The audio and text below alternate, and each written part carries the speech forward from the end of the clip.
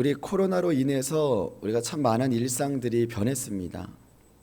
그것으로 인하여 다시금 생각하게 되고 또 깨닫게 되는 것이 있어요. 여러분, 무엇을 깨닫습니까?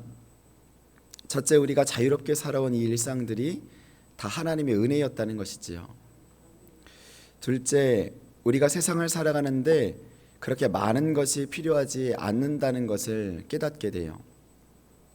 셋째, 지금껏 인생을 바쁘게 살아왔지만 무엇이 귀한지 또 무엇이 중요한지를 미처 놓치고 살았는데 이 코로나19를 통해서 가까이 있는 나의 가족이 얼마나 소중한지를 깨닫게 되었다는 것 역시 우리에게 잊지 못할 가르침입니다. 넷째, 무엇을 깨닫습니까? 우리에게 삶과 죽음이 멀리 있지 않고 한 발자국 내 옆에 가까이 있다는 것이죠. 그래서 예수님을 믿지 않는 사람들은 이 죽음을 두려워 목숨을 유지하려고 또 연장하려고 최선을 다해서 발버둥 치는 모습을 보게 됩니다. 그러나 그들과 믿는 우리의 차이점은 무엇인가요? 우리 믿는 사람 역시 동일하게 삶과 죽음을 더욱 묵상하게 돼요. 그러나 그것으로 인하여서 두려워하는 것이 아니라 오히려 죽음을 준비하는 인생, 또 주님을 맞이하는 인생으로 더욱 살아가게 되었다는 것이죠. 성도님들은 과연 어떠신가요? 죽음으로 인하여서 두려워 목숨을 유지하는 인생, 또 연장하는 그런 인생을 살고 계신가요? 아니면은 이 코로나로 인하여서 오히려 죽음을 준비하는 인생, 또 주님을 맞이하는 인생을 살고 계신가요? 저는 모든 성도님들이 이 죽음을 준비하는 인생, 또 주님을 맞이하는 인생 살기를 주님의 이름으로 축원합니다. 오늘 야곱은 자신이 죽어서 이 조상들에게 돌아갈 날이 가까이 이르렀음을 감지했습니다. 그는 죽음을 준비하면서 언약의 후사로서 또 이 가문의 후사로서 죽기 전에 꼭 해야 할, 이 마무리해야 될 일이 있었습니다. 그것은 다름 아니 자신의 12 아들에게 하늘의 복을 구하는 일이었어요. 자신의 삶 가운데서도 그리하셨듯 이 하나님의 거룩하신 뜻과 이 하나님의 경륜은 결코 여기서 멈춰져서는 안 되었으니까요. 야곱은 자신의 목숨이 붙어있는 그 순간까지 은혜의 통로로만 이 삶의 호흡을 다 뱉어낼 작정이었습니다. 은혜의 통로, 그것이 그의 삶의 이 마지막 준비였던 것이죠. 어느 날이었습니다. 자신의 장막으로 이 12 아들을 하나도 빠짐없이 다 불러 모았어요. 그리고는 한 호흡 한 호흡 힘을 다해서 야곱은 유언을 합니다. 그것이 오늘 본문 1절 2절입니다. 우리 다 같이 합독합시다. 자, 시작. 야곱이 그 아들들을 불러 이르되 너희는 모이라. 너희가 후일에 당할 일을 내가 너희에게 이르리라. 너희는 모여 들으라. 야곱의 아들들아, 너희 아버지 이스라엘에게 들을지어다. 아멘. 이제 야곱의 축복을 우리가 함께 듣게 될 텐데, 여러분, 오늘 들을 이 마지막 유언, 이 축복과 저주가 함께 담겨있는 이 메시지는 단순히 어떤 야곱의 개인적인 그런 감정이나 판단에 따라서 하는 말들이 아닙니다. 어디까지나 하나님의 영의 감동을 받아서 하늘에서 주신 그 이스라엘이라는 그 이름으로 선포된 예언적 메시지임을 여러분 믿으시길 바랍니다. 이 메시지는 야곱의 가정사를 넘어서 이스라엘이라는 하나님 나라, 하나님의 역사의 서막이 되는 예언이 될 것입니다. 하나님은 이 야곱이라는 한 사람의 죽음 뒤에 새로운 하나님의 역사의 시작을 지금 준비하고 계신 것이죠. 사랑하는 성도님들, 우리의 죽음이 또 다른 새 역사를 여는 미랄되기를 원합니다. 우리의 죽음이 또 다른 새 역사의 시작을 알리는 변곡점 되기 원합니다. 우리의 작은 믿음의 가정사가 훗날 이 나라와 민족에게 밑거름 되기를 간절히 소망합니다. 이 유언이 우리의 삶의 축복되기를 또 주님의 이름으로 간절히 원하는데요. 우리 르우벤 창세기 49장 우리 3절에서 4절 우리 같이 합독합시다. 자, 시작. 르우벤아, 너는 내 장자요, 내 능력이요, 내 기력의 시작이라. 위풍이 월등하고 권능이 탁월하다마는 물의 끓음 같았은즉 너는 탁월하지 못하리니 네가 아버지의 침상에 올라 더럽혔음이로다. 그가 내 침상에 올랐었도다. 아멘. 여러분, 야곱은 자신의 첫 아들 르우벤에게 이렇게 말합니다. 3절 보십시오. 르우벤아, 너는 나의 맏아들이었고 나의 힘이었으며 나의 힘의 첫 열매였단다. 너의 위풍과 권세가 실로 대단할 것을 이 아비 역시 기대했었지. 그러면서 4절, 그러나 르우벤아, 이제 너는 정욕이 펄펄 끓는 이 백도시 물 같으니 결코 으뜸이 되지 못할 것이다. 어찌 아비의 침상에 올라 그 잠자리를 더럽혔느냐. 여러분, 이 당시 이 히브리 사회에서는 장자는 특별한 지위를 보장받았습니다. 그래서 르우벤도 언약 가문의 계승자였어요. 그러나 이 총명받은 아들이 차마 입에 담기도 부끄러운 일을 벌였으니 그것이 과거 창세기 35장 22절의 사건이었습니다. 우리 같이 한번 합독합시다. 시작. 이스라엘이 그 땅에 거주할 때에 르우벤이 가서 그 아비의 처 비라와 동침함에 이스라엘이 이를 들었더라. 아멘. 여러분, 장자 르우벤은 어렸을 때부터 몸이 굉장히 조숙했던 편이었나 봐요. 어렸을 적부터 이 남자다웠던 그는 성교육을 제대로 배울 기회조차 없었습니다. 자신에게 있어서 이 남자와 여자의 표상이었던 이 아버지 야곱에게는 엄마가 넷이나 있었거든요. 그러니 가치관의 혼란이 오고 이 정체성의 혼란이 찾아왔습니다. 그러던 중 이 배다른 형제를 낳은 또 다른 엄마가 여자로 보이기 시작하는 것이에요. 어린 나이에 음란의 영이 그 안에 들어간 것이죠. 그는 자신의 이 조숙한 이 몸을 과시하면서 엄마와 잠자리를 하고 맙니다. 충격적인 분류 현장이 믿음의 명장의 맏아들 르우벤을 통해서 벌어진 것입니다. 창세기 35장 22절 한번 보십시오. 이스라엘이 이를 들었더라. 여러분, 이 일이 아비 야곱에게 들려졌을 뿐만 아니라 아비의 마음에 큰 상처로 남아 있었습니다. 지금껏 이어온 이 믿음의 가문을 이 아들이 더럽혔기 때문이죠. 그래서 오늘 본문 이 창세기 49장 2절에는 그때의 일을 회상하면서 성령께서는 야곱의 입술을 통해서 이렇게 말씀하시는 것이죠. 펄펄 끓는 물, 욕정으로 인해 너는 으뜸에서 장자권을 박탈하게 될 것이다 라고 말이죠. 이후 이스라엘 역사 안에서 이 르우벤 자손은 어떤 탁월한 왕도, 어떤 사사도, 어떤 지도자도 배출되지 않았습니다. 여러분, 통관, 서로 합의하에 잠자리를 했다 하더라도 근친상간은 하나님의 끔찍한 죄악이며 저주받을 짓이라는 것입니다. 특히 믿음의 명장의 가문에는 더더욱이요.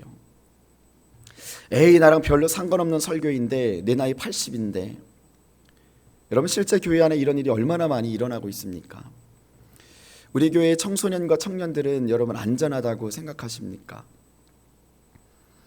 여러분, 바울이 개척을 해서 세운 그 성령 충만한 초대교회 안에서도 이런 근친상간이 벌어졌잖아요. 그것이 고린도 교회입니다. 우리 고린도전서 5장 1절에서 2절 다 같이 합독합시다. 자, 시작. 너희 중에 심지어 음행이 있다 함을 들으니 그런 음행은 이방인 중에서도 없는 것이라 누가 그 아버지의 아내를 취하였다 하는도다.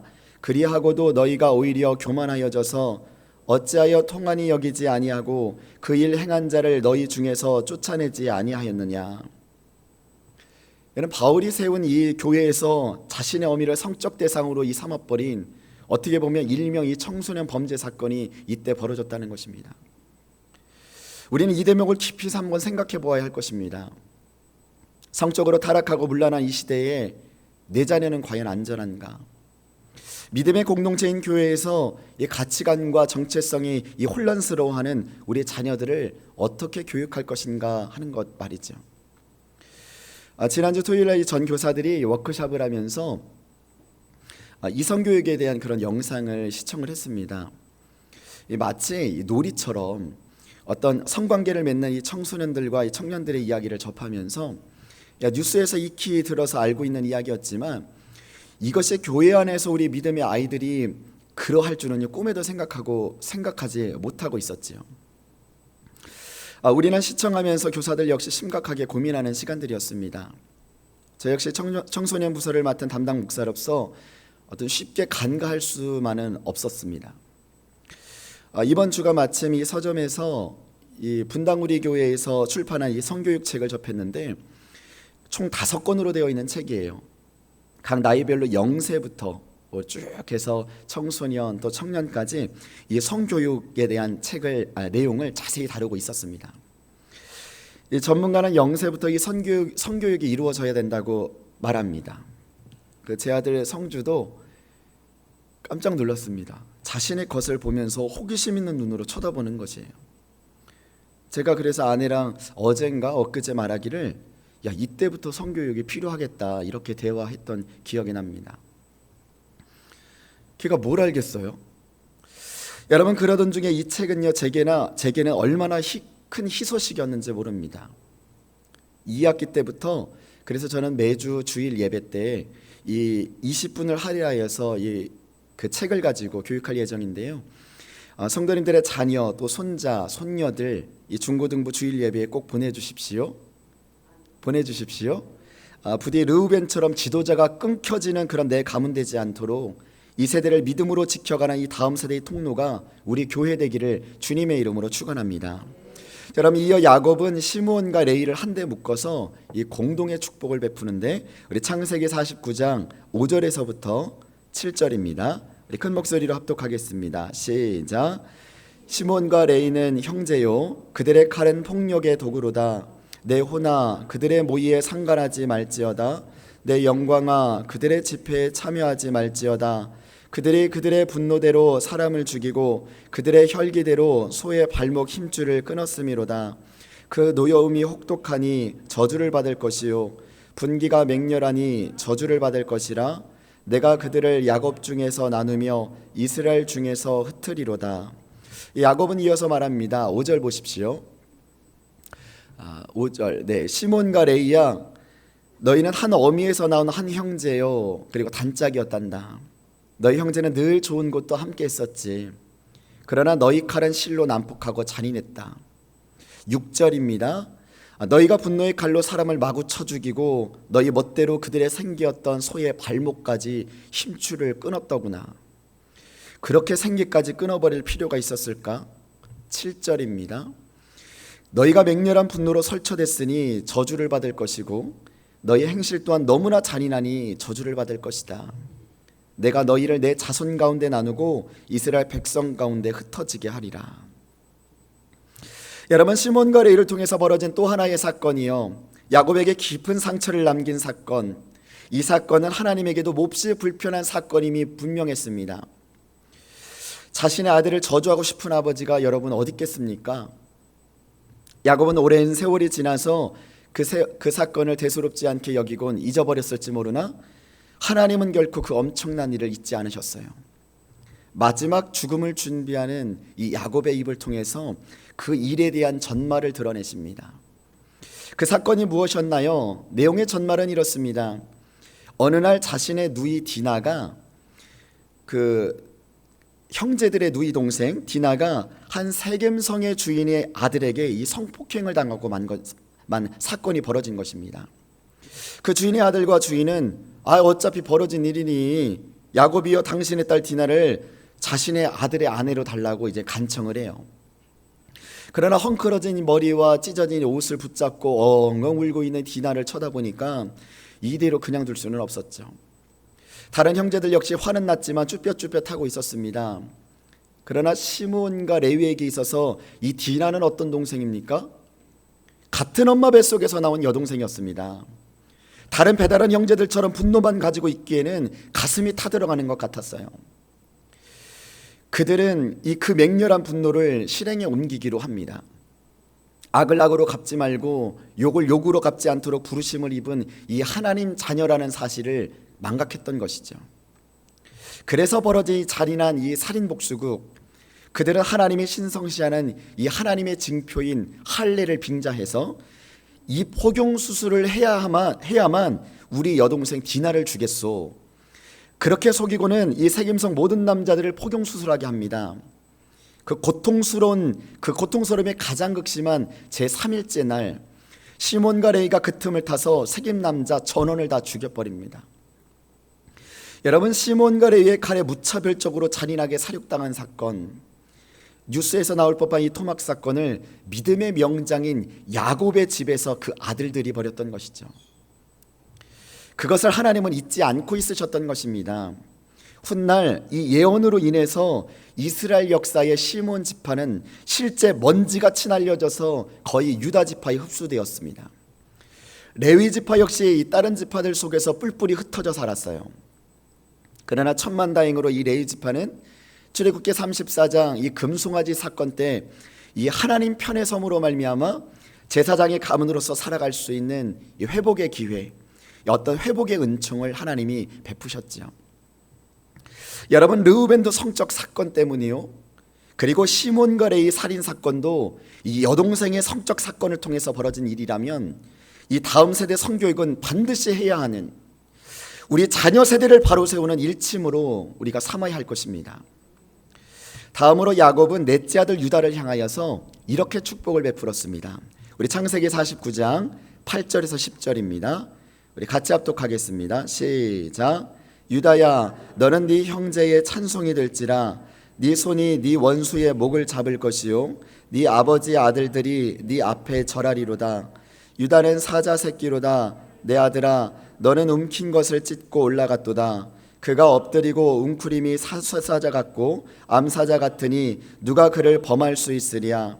규가 유다를 떠나지 아니하며 통치자의 지팡이가 그 발 사이에서 떠나지 아니하기를 실로가 오시기까지 이르리니 그에게 모든 백성이 복종하리로다. 아멘. 여러분 8절 보십시오. 유다야, 네 형제들이 너를 찬양할 것이다. 모든 형제들로부터 너를 우러러보며 찬송이 끊어지지 않을 것이란다. 10절만 보십시오. 내 아들 유다야, 규가 너를 떠나지 아니하며, 여기서 규는요 왕의 옥새와 같은 것입니다. 왕의 권세와 왕의 자리가 언제나 너를 떠나지 않을 것이다. 네 자손에게서 미래의 통치자가 나오겠고 실로가 다시 오시기까지 이르리니, 다시 말해 이 실로는 메시아를 의미합니다. 그러면 끝내는 참된 왕이 나오리니 뭇 백성들이 그 왕께 엎드려서 경배하리라 라는 뜻입니다. 여러분, 하나님은 유다 가문에게 이 엄청난 정치적인 축복들을 지금 쏟아 부어주고 계신 것이에요. 가장 주목할 만한 축복이 이 실로라는 단어, 참된 왕이요, 미래의 통치자요. 그 왕은 앞으로 우리의 구속사의 중심이 될 것이요 우리의 구원자 되시는 예수 그리스도이심을 믿으시기 바랍니다. 여러분, 우리는 이미 다 알고 있으니까 밋밋하게 그냥 고개만 끄덕이고 있지만 이 예언의 말을 처음 접한 유다의 입장에서는 어땠을까? 대단히 놀라웠을 것입니다. 지극히 개인적인 것이지만 여러분의 이해를 돕기 위해서 제가 말씀드립니다. 조심스러운데요, 제가 결혼하기 전에요, 지금의 배우자를 만나기 전에 저는 기도하는 분으로부터 이런 이야기를 들었습니다. 제가 낳을 자녀가 아들이래요. 그래서 제가 혼자 생각했습니다. 물론 둘 중에 하나겠죠. 아들 아니면 딸 아닙니까? 여러분 생각해 보십시오. 아니, 아들은 됐고 결혼도 못했으니까 아들은 됐고 제가 만날 배우자나 누굽니까? 결혼은 도대체 언제 하는 겁니까? 라는 의문이 제 안에 들지 않았겠습니까? 그런데 지금의 배우자를 만나고 저는 이 첫 아기를 임신했을 때 그때부터 저 역시 기대하기 시작했습니다. 그런데 진짜 아들이었어요. 신기하게도 제 아내 역시 이 또 다른 기도하는 분으로부터 이미 뱃속에 아이를 가지기 전에 첫 아기는 아들을 주실 것이라는 응답을 받고 알고 있었다고 그래요. 여러분, 믿거나 말거나 그렇게 태어난 아들이 지금의 아들이니까 이 남다른 애정과 어떤 그 주님의 마음이 저에게도 이제 부어지는 것입니다. 그런데 하물며 이 자신의 자손으로부터 메시아가 태어난다는 이 예언의 말을 접한 이 유다는 어땠을까? 엄청난 경이로움과 감격에 젖었을 것입니다. 그리고 삶을 대하는 자세가 모두 바뀌었을 것이에요. 에녹처럼요. 하루하루 이 하나님의 일하심을 기대하면서 미래를 바라보며 살아가게 되는 것이죠. 훗날 이스라엘 역사의 유다 지파 소속인 다윗 왕조가 실제 이스라엘의 왕의 가문이 되었고 그 유다 지파 혈통에 따라 메시아 예수 그리스도가 탄생하신 것입니다. 여러분, 우리 주님은 말씀하고 싶은 것입니다. 우리 역시 이런 기대감을 가지고 지금 선포되어지는 이 말씀의 메시지를 믿음으로 받을 때 너 역시 하나님의 일하심을 보게 될 것이다. 그것은 믿는 자에게 삶의 열매들이 그렇게 맺어질 것이다 라고 말이죠. 진정 이것을 우리가 믿는다면 우리 역시 오늘의 삶을 대하는 자세가 달라지기를 간절히 소망합니다. 여러분, 또 다른 궁금증이요. 넷째 아들 유다가 이런 복을 받게 된 결정적인 이유가 뭘까? 유다의 삶을 들여다보면 좀 더 정확히 알 수 있는데요. 다른 형제들이 이 도단에서 동생 요셉을 죽이려고 했을 때 유다는 지혜를 내서 상인에게 팔아 넘기자고 제안했습니다.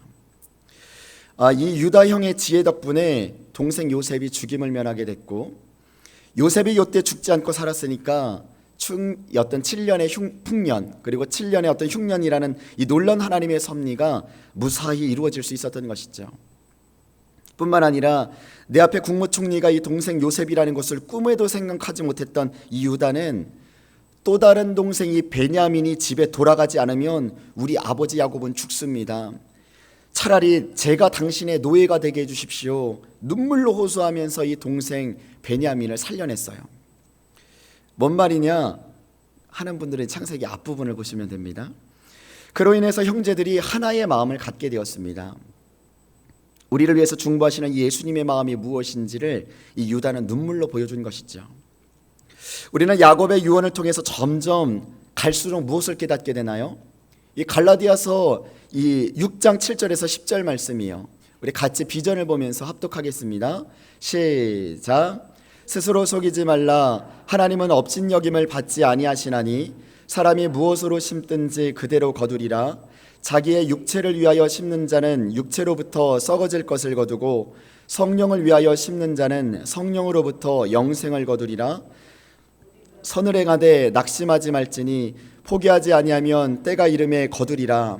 그러므로 우리는 기회 있는 대로 모든 이에게 착한 일을 하되 더욱 믿음의 가정들에게 할지니라. 아멘. 여러분, 나의 삶의 인생들의 시간들 동안 무엇을 심는가에 따라서 그 인생의 결국이 그대로 거두게 된다는 것입니다. 하나님께서 지금 아무 말씀도 하지 않는다고 하여서, 내게 지금 아무런 일도 일어나지 않는다고 하여서 무심히 시간을 흘려보내면 안 된다는 것이죠. 우리에게 주어진 삶의 시간들이, 또 기회들이 결국 나와 내 자녀들에게 또 다음 세대의 열매가 되어 돌아오게 된다는 것을 여러분 믿으시길 바랍니다. 사랑하는 성도님들, 유다 형의 베냐민 동생을 위해서 이 흘린 눈물의 호소처럼 이 새벽 역시 우리의 눈물로 이 중보하는 기도 되기를 간절히 원합니다. 이 삶에 지쳐서 흘리는 눈물도 이 시간 우리가 물론 흘려야 되겠지만 유다처럼 이 다른 영혼을 위해서 흘리는 눈물이 가득해야 되는 것입니다. 그렇게 아들을 축복하곤 이어 벌써 이 11번째 아들 이 요셉을 축복하기 위해서 야곱은 그의 머리에 이렇게 손을 얹습니다. 그것이 바로 창세기 49장 22절에서부터 26절입니다. 다 같이 합독합시다. 시작. 요셉은 무성한 가지 곧 샘 곁에 무성한 가지라 그 가지가 담을 넘었도다. 활 쏘는 자가 그를 학대하며 적개심을 가지고 그를 쏘았으나 요셉의 활은 도리어 굳세며 그의 팔은 힘이 있으니 이는 야곱의 전능자 이스라엘의 반석인 목자의 손을 힘이 비무이라. 네 아버지의 하나님께로 말미암나니 그가 너를 도우실 것이요 전능자로 말미암나니 그가 네게 복을 주실 것이라. 위로 하늘의 복과 아래로 깊은 샘의 복과 젖먹이는 복과 태의 복이로다. 네 아버지의 축복이 내 선조의 축복보다 나아서 영원한 산이 한없음 같이 이 축복이 요셉의 머리로 돌아오며 그 형제 중 뛰어난 자의 정수리로 돌아오리로다. 아멘. 여러분 24절 보십시오. 야곱의 전능하신 하나님이 너를 굳게 붙드시고 이스라엘의 목자여 반석이신 하나님이 너와 함께 하심이라. 25절 보십시오. 네 조상 하나님이 너를 항상 도우시고 전능하신 주께서 네게 크신 복을 내리시리니 위로는 하늘에서 복이 뚝뚝 떨어진다고 하시네요. 아래로는 저 깊은 샘에서 복이 콸콸 솟아오리라고 말씀하십니다. 여러분, 유다가 받은 축복이 정치적인 축복이라면 요셉이 받은 축복은 경제적인 축복인 것입니다. 네 조상 하나님이 너를 항상 도우시고 전능하신 주께서 네게 큰 복을 내리시리니 위로는 하늘에서 복이 뚝뚝 떨어지고 할렐루야, 아래로는 저 깊은 샘에서 복이 콸콸 솟아오르리라. 저는 이 복이 저와 우리 성도님들 복되기를 주님의 이름으로 축원합니다. 왜냐하면 이 복을 받아야만 요셉이 창고의 문을 활짝 열어 제쳤던 것처럼 하나님이 원하시는 때에 이 하나님 나라와 몸된 교회를 위해 마음껏 창고를 열 수 있기 때문입니다. 어느 권사님이 그 눈물을 뚝뚝 흘리시는 것을 봤습니다. 봤더니 자신 때문에 우는 것이 아니라 자신의 자녀가 이 삶이 안 열려도 너무 안 열리는 것이에요. 담임 목사님께서 여러분 그래서 너무나 가슴 아파하시는 것을 제가 봤습니다. 정말 엉엉 우시더라고요. 여러분, 우리가 왜 이렇게 간절하게 나와서 기도하는 것입니까? 그때를 위해서 나만의 창구를 여는 정도 때문이 아니에요. 이 담임 목사님께서 여러분 선교합시다, 헌신합시다 라고 외치실 때 나뿐만 아니라 내 자녀도 그 창구를 함께 열 수 있는 복을 주옵소서. 이때의 복을 위해서 우리는 오늘을 기도하는 것입니다. 위로는 하늘에서 복이 뚝뚝 떨어지고 아래로는 저 깊은 샘에서 복이 콸콸 솟아오르게 하여 주옵소서. 저는 오늘 야곱의 축복의 메시지만 이렇게 또 이 저주와 함께 쭉 그 말씀을 읽으면서요, 어떻게 이렇게 예언한 족족 이 예언을 그대로 이루어질 수 있었던 것인지, 축복한 자는 어떻게 이렇게 크게 열릴 수 있단 말인가 봤더니 그 답이 26절에 있었습니다. 우리 같이 한번 합독합시다. 자, 시작. 네 아버지의 축복이 내 선조의 축복보다 나아서 영원한 산이 한없음 같이 이 축복이 요셉의 머리로 돌아오며 그 형제 중 뛰어난 자의 정수리로 돌아오리로다. 아멘. 저는 이 말씀이 저에게 이렇게 보여졌습니다. 야곱의 영성이요, 실수투성이의 수치스러움이 가득한 이 삶의 여정도 많이 있었지만 누구보다 그런 가운데 하나님께 목숨을 걸고 기도했던 야곱이었어요. 인생 말년에 야곱은 깊은 영성을 가지게 된 것입니다. 하루아침에 만들어진 영성이 아니에요. 야복강가에 죽기로 각오하고 기도한 영성이, 죽기로 각오하고 기도한 영성이 그에게 있었고, 자녀가 성폭행당하면서 수치스러움을 이겨낸 영성이 있었고, 자녀를 잃어버린 그 아픔을 내가 이기면서 하나님이 주신 영성이 있는 것입니다. 여러분, 기도하고 또 기도하면서 걸어왔던 그 믿음의 여정들이 그 누구도 흔들 수 없고 그 누구보다 또 강력한 이 영권이 우리에게 임하는 줄 믿으시기 바랍니다. 우리 역시 갈수록 영성이 더해지는 우리 기도가 하나님 되게 하여 주옵소서. 갈수록 영성이 깊어지는 우리의 믿음의 여정이 되게 해달라고 우리는 함께 구해야 하는 것입니다. 우리 옆에 분과 인사합시다. 갈수록 깊어지는 영성의 사람 됩시다. 네, 아멘. 여러분, 야곱은 이제 자신의 임종이 임박했음을 직감했습니다. 침상에서 어렵사리 겨우 몸을 일으켜서 숨을 크게 한번 쉬고는 이렇게 또박또박 말하기 시작합니다. 그것이 창세기 49장 29절에서부터 33절입니다. 우리 마지막 본문 우리 큰 목소리로 합독하겠습니다. 시작. 그가 그들에게 명하여 이르되 내가 내 조상들에게로 돌아가리니 나를 햇사람 에브론의 밭에 있는 굴에 우리 선조와 함께 장사하라. 이 굴은 가나안 땅 마므레 앞 막벨라 밭에 있는 것이라. 아브라함이 햇사람 에브론에게서 밭과 함께 사서 그의 매장지를 삼았으므로 아브라함과 그의 아내 사라가 거기 장사되었고 이삭과 그의 아내 리브가도 거기 장사되었으며 나도 레아를 그곳에 장사하였노라. 이 밭과 거기 있는 굴은 햇사람에게서 산 것이니라.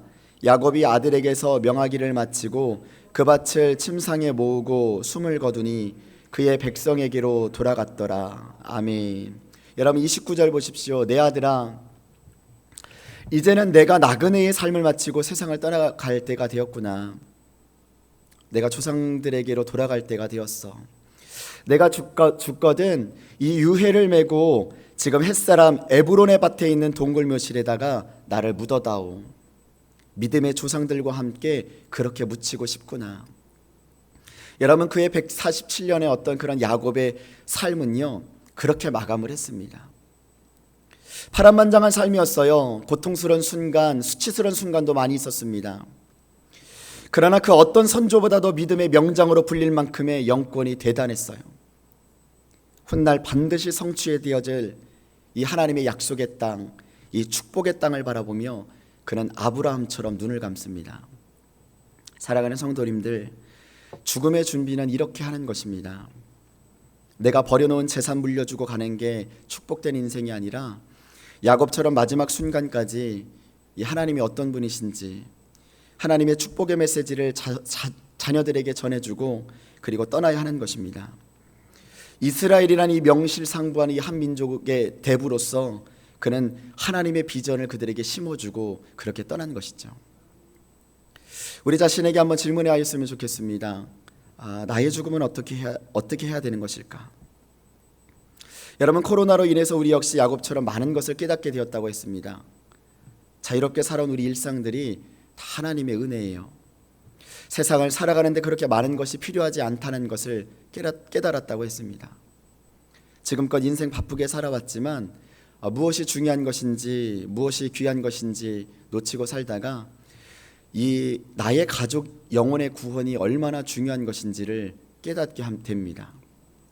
여러분, 무엇보다 삶과 죽음이 우리에게 멀리 있는 것이 아니라 우리 너무나도 가까이 있다는 것을 깨닫게 되는 것이죠. 여러분, 그때를 거두게 하기 위해서 부지런히 나의 자녀들에게 하나님을 심어주고 그리고 하나님의 축복을 나눠주고 하나님의 비전과 교회의 비전을 나눠주시기를 주님의 이름으로 축원합니다. 이렇게 하다 보면 어느덧 한 분 한 분 이 세월이 거듭 갈수록 야곱처럼 더 깊어지는 이 하나님의 영성이 우리 성도님들에게 있기를 주님의 이름으로 축원합니다. 기도하시겠습니다.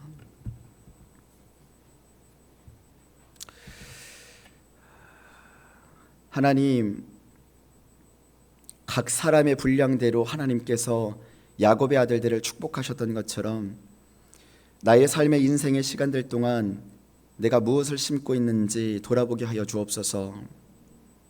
그 인생의 결국이 그대로 거둔 것처럼 나의 분량의 자금으로 나의 자녀의 축복 또한 작지 않게 하시고 나의 믿음의 그릇, 나의 헌신의 그릇, 나의 기도의 그릇의 분량이 얼마나 되는지 이 시간 돌아보게 하여 주옵소서. 세월이 갈수록 야곱처럼 더 깊어지는, 오히려 그 고난과 아픔이 나의 깊은 영성의 사람으로 만들어가는 복의 통로 되게 하여 주옵소서. 귀한 예물 드립니다.